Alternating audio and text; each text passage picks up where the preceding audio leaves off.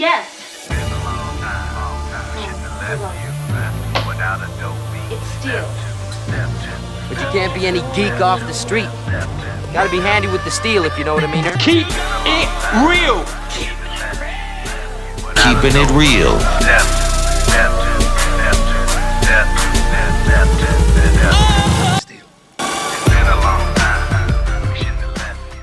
Hello and welcome to the channel.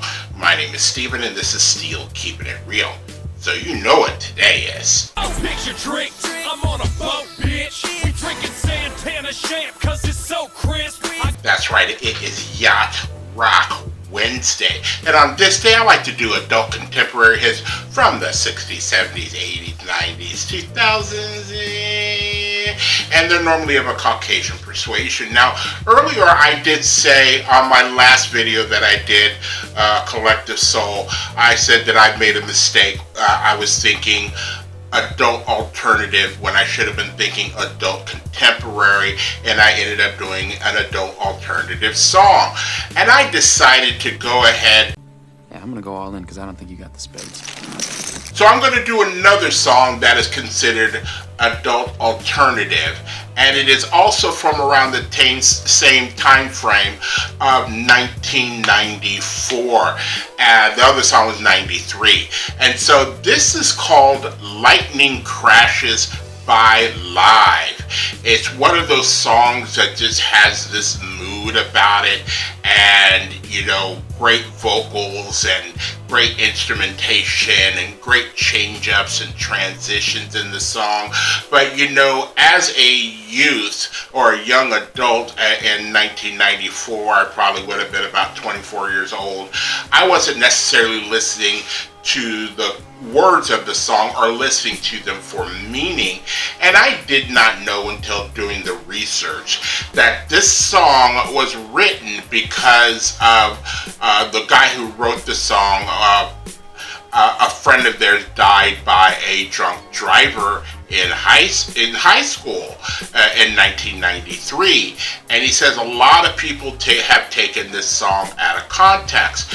And he says, I envisioned it taking place in a hospital where all these simultaneous deaths and births are going on. One family mourning the loss of a woman while a screaming baby emerges from a young mother in another room. Nobody's dying in the act of childbirth, as some viewers think. What you're seeing is actually a happy ending based on a kind of transference of life, which is really weird because there is a saying that I actually get from the movie Blazing Saddles, and that is, you know, Nietzsche says, out of chaos comes order. Oh, blow it out your ass, Howard. and in that meaning that in something very violently happening or a lot of things happening, you know, there is something good going on. There is some order going on. That's the way things are supposed to be. So that's kind of like what I get from this guy's translation of the song. Now let's take a look at what this song did on the charts. And Balamo. It went to number 13 in Australia, number 3 in Canada, number 8 in Iceland, number 39 in Scotland, number 33 in the UK, number 12 on the US radio songs, number 1 on the US alternative airplay, number 1 on the mainstream rock, and number 6 on the US mainstream top 40. Now what I also read about this song is that this song was never released. It says, although the track was not released as a single in the United States, it received enough radio airplay to peak at number 12 on the Billboard Hot 100 Airplay charts in 1995. The song also topped the Billboard Album Rock Tracks charts for 10 weeks and at the Bottom Rock Track charts for 9 weeks. Internationally, you know, we already did all that. So if you like videos like this and others on the channel, please don't forget to hit the like button, the subscribe button, and the notification button, because I'm doing at least 10 videos each and every week. So without any further ado, here is Live and Lightning Crashes. It's showtime.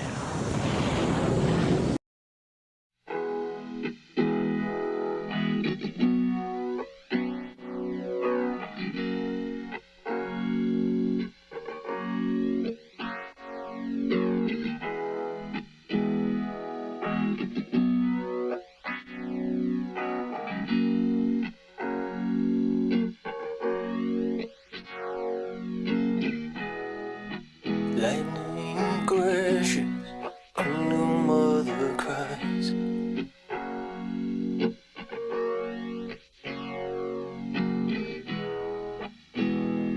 Hopeless until it falls to the floor.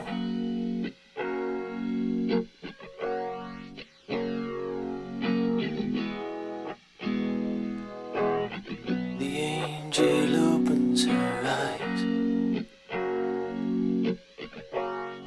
The confusion sets in before the doctor can even close the door.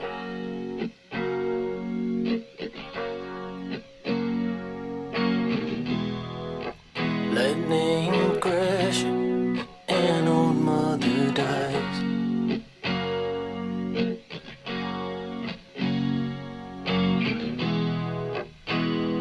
Her intentions fall to the floor.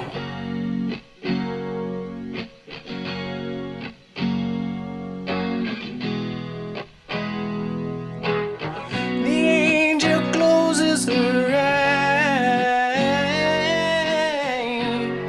The confusion that was hers belongs now to the baby down the hall.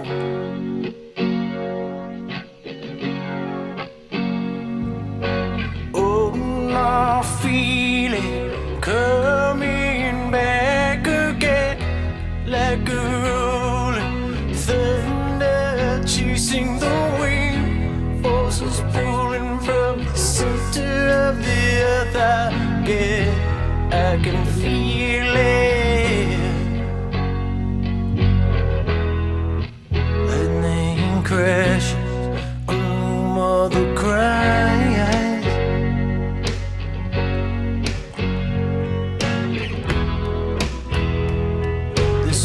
She's been waiting for.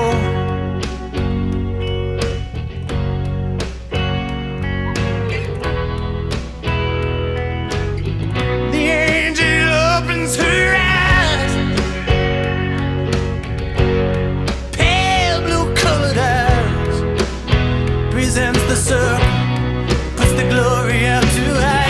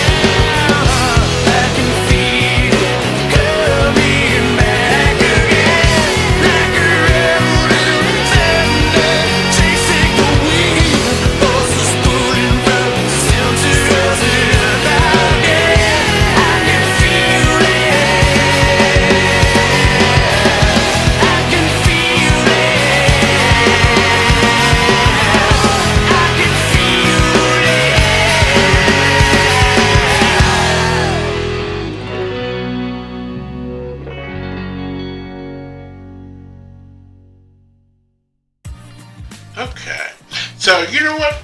It's been a long time since I've seen that video, and now with the fact that, you know, learning that people had a misconception of the actual video, I don't know who those people were, because I could see this as an angel, you know, showing up as a baby's giving birth to usher the baby into the world and give it its blessing.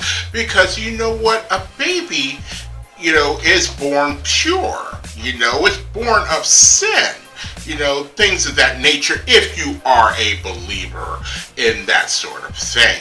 So, you know, that, you know, is what, you know, in my mind, an angel would do. When, you know, if you've ever seen the movie, what's that one with Nicolas Cage, City of Angels, where, you know, angels are amongst us all the time. They're there at births, they're there at deaths, they're there at triumphs and things like that. They don't do anything other than, you know, witness.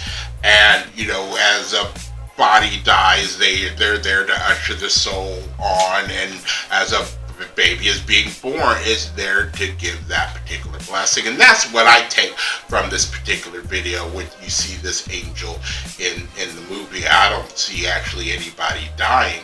I just see, you know, life being brought into the world. You know what? I'm getting two songs mixed up. When I just realized this, and this is for the next song that I'm doing. I'm going to do One Headlight next. That is, no, it is about, he did write this as a high school friend who was killed by a drunk driver. Now I'm all confused, because I was thinking One Headlight had to do with a drunk driver. I don't even know the background behind that. But that's the next song if you want to stay tuned. Yeah, that's what I get from the song and the video, everything like that. It has that very 90s feel. It has that mix of, you know, I don't want to be grunge, but I want to be, you know, in that same conversation. I want to be in that conversation where, you know, REM, which there are similarities between this song and REM. I want to be in that conversation where, like, REM is and other, you know, bands of that generation. You know, grunge, you know, as much as people want to talk bad about grunge, you know, there are great bands that came out of grunge. There are great, grunge came out at a perfect time when a certain part of the population coming out of the 80s and into the 90s, and there wasn't so much conflict going on, and a lot of people had angst, and they needed some type of release, you know, and music will do that, you know, out of the 90s and this angst kind of driven thing, you know, also Eminem's and Kid Rock's and things like that, Insane Clown Posse, all these people are brought into the forefront as a ways of venting off frustration. So, you know, when I think of an alternative, I kind of think of it as like, this is an alternative to all that other stuff that is considered pop music. This is an alternative to that. So you can choose it or you can't. And a lot of college kids were listening to alternative. It was, you know, maybe the sororities and, you know, everybody else that wasn't living on a college campus what was listening to, but everybody wants to be a part of something, so they'll go to, you know, R&B, alternative, hip hop, grunge, you know, whatever they can to, you know, whichever fits their emotions. I'll leave it right there.